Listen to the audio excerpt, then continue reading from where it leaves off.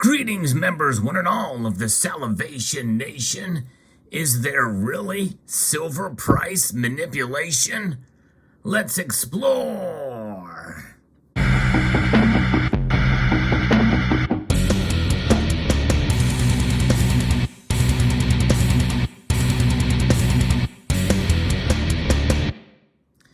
That is a very open-ended question because manipulation could be translated or interpreted several different ways in terms of the markets.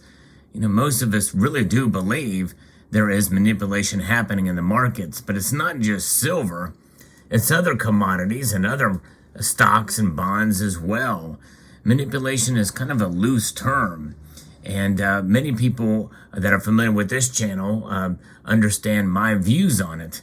Although they have been challenged as of late, said, I'm kind of questioning, although I still do believe that there's not necessarily this instituted cabal that is to try to suppress the price of silver over the course of a long period of time. I just don't think that that's possible, but nonetheless, there are things that have questioned my philosophy on that as of late. In my live stream of this past Sunday night, we saw in real time a massive sell-off of thousands of contracts. And you think about a contract as 5,000 ounces of silver each. So we're talking millions of ounces of silver dumped in a matter of minutes, literally. And that does raise concerns and should raise eyebrows. Now, I've not gone back and checked that blip in time as to whether or not that could have been just a glitch. I guess technically it could have, but we did see the price of silver drop fairly dramatically in real time that night.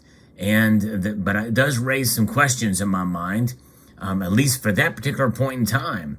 Could it be a spoof thing? Could it be a situation where people have these calls and these stopgap measures that say, hey, if silver gets to a certain price, sell? And it just so happens that they time those sales at a particular point in time all together, and then they sell it off. I don't know. Is it one big bank doing it? Is it a couple of entities? I don't know. It could be either situation. And is it illegal? And that is an open-ended question because we know that JP Morgan, for instance, and I'm sure others as well, have been charged and prosecuted with precious metals manipulation. But what is precious metals manipulation? Well, it's using illegal activity to move the price one way or the other, or maybe even legal activity to do it in order to profit on a trade. In other words, they set these spoofing up or high frequency trades in order to move the price one way or the other in order to profit on that trade. It is a motivation mostly geared towards profit. In other words, they come out ahead on the bottom line in dollars. It is not either noble or a maniacal scheme or a conspiracy to keep the price of silver up or down. And there has been attempts on that, by the way, to the upside from the Reddit and some social media platforms with the silver squeeze movement to try to raise the price of silver per ounce by buying a lot more, either on the exchanges, in ETF form, or in the physical, or both. Physical silver, by the way, is something that we are still reeling from in terms of premiums. Premiums are very high right now, and I think that's in part due to the silver squeeze movement, draining some of the coffers of the bullion dealers out there, and we're still behind in some production of some of this stuff, but others of it are meeting some demand, and some places are preparing for that by stockpiling some silver for manufacture and production into the finished product that normally you would see here in the form of rounds, coins, and bars. But nonetheless, that kind of activity was purposeful and driven and completely legal. It's to manipulate it to the upside by squeezing them out, so to speak, right? And, it's a noble cause. On the other hand, is there hard evidence, not just commentary or somebody's opinion, of actual long-term price suppression? And that's an open-ended question. I really want to know if anybody has shown me something rather than a video or an article that has an opinion about it. And obviously they say, well, yes, you should see this channel or this article that talks about it, and they reference data that is fairly vague. And for instance, we saw in real time on this live stream, and this is why I want to be open-ended about it, where the price of silver dropped dramatically because of all these contracts that were just dumped. And that leads me to another aspect of manipulation that happens in all commodities, but a lot here with silver and gold especially, when we take a look at how many what the derivative market is like. The derivative market in general is absolutely humongous. And to me, the whole derivative market seems to be, in a sense, some sort of scam.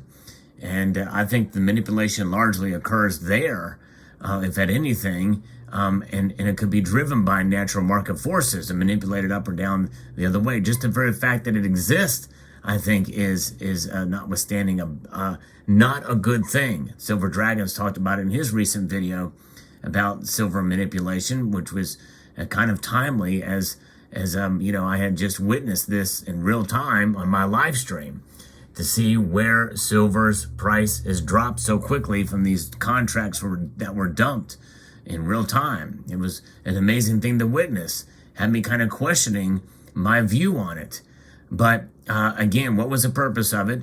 Does that necessarily contradict my feeling about silver manipulation, which I do believe in, as I believe in gold manipulation and other commodities that are manipulated up and down? In other words, just because we saw a bunch of these contracts being sold in a minute or in a second, that quickly, we could probably just as very easily find the opposite happen, where a bunch of contracts were bought immediately. In fact, I did look around in that chart and see something that was relatively similar, maybe not quite as quickly, but I was told that this kind of thing happens about twice a year. But nonetheless, it's interesting to think about how many paper representations of silver are there to the actual physical.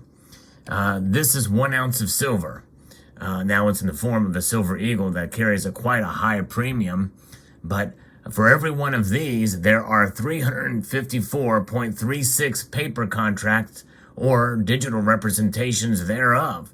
To me, that seems fraudulent.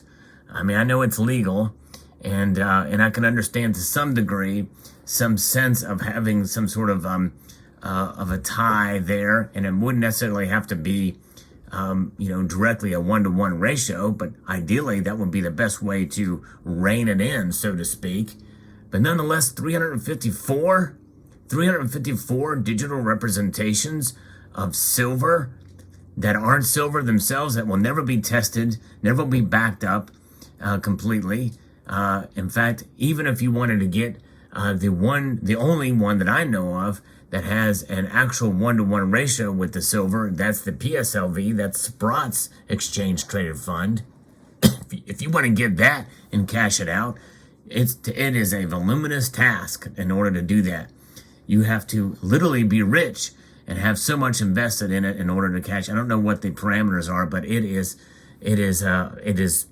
absolutely cost prohibitive on every measure in order to actually cash out, to actually test it. You think other areas like SLV, you're going to be able to do that? No. But most people that do invest in these markets really don't understand silver. They've heard, okay, yeah, we ought to diversify and hedge with silver, so they get the SLV instead of getting the physical, because they don't want to have to worry about the premiums buying the physical form of the product. And that's understandable. So they never test it. There's no reason to test it. And I think that's why these derivative markets are the way they are. Options, futures, all these digital representations of the physical itself. And I tell you what, to me, it needs to be cleaned up. It needs to be dealt with. It's a bad thing. And I think it leaves it ripe for manipulation. And that's how they do it. That's the only way they can do it. I'd like to get to the point where the only manipulating of silver that we see is on the pouring bench, when you actually pour it into a different form. One of my subscribers talked about that That's the kind of manipulation we can all be for. And nonetheless, manipulation definitely is real.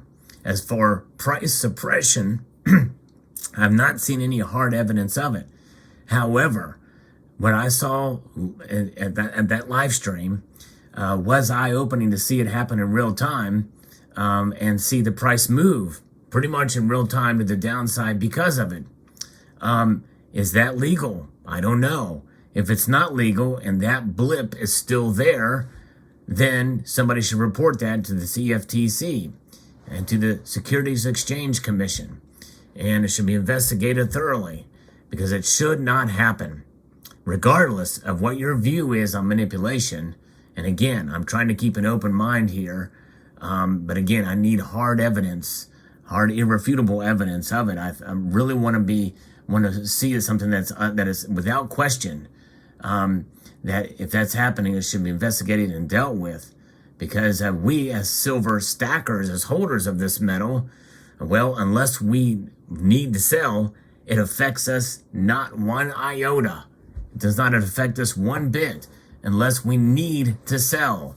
And with premiums being the way they are, we're somewhat protected by that even at the time of selling, because even with Silver Eagles, most people are getting about $4 over spot for them, and generic silver at least $1 over spot. So there is that separation there. And it's also an opportunity to buy if the prices are lower and they are, and you feel they're artificially lower. So even if you are very strong in your view that there is silver price suppression, it's a time to celebrate for sure, because there's only so long that something like that can happen before the natural market will whip it into shape. And we've actually have seen that, because if you look at the price charts, let's say from June of 2020, because the prices were artificially low because of the massive panic in March of 2020, but they started to kind of regain some of their performance that we saw before the pandemic at around June of 2020. We're talking $18 an ounce. It's only gone up from there. It's never been lower than $18 since June of 2020. So that's something to consider, folks, here, and a thing to celebrate. And differing viewpoints on this subject are always welcomed on this channel.